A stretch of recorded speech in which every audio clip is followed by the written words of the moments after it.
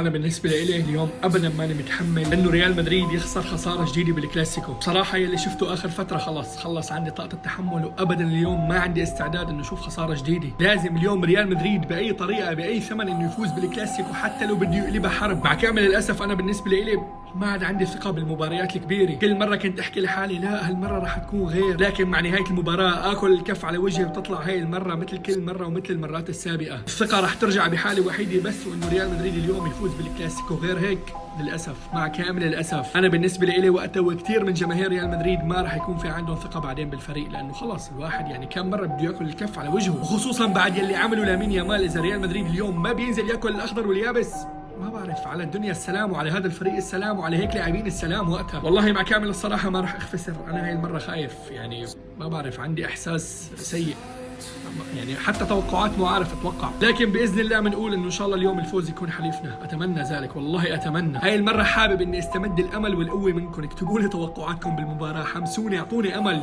يعني الوضع عندي جدا صعب والله. بالنهايه اوعى تنسى اللايك والفولو يا كبير، وهلا مدريد ولاك.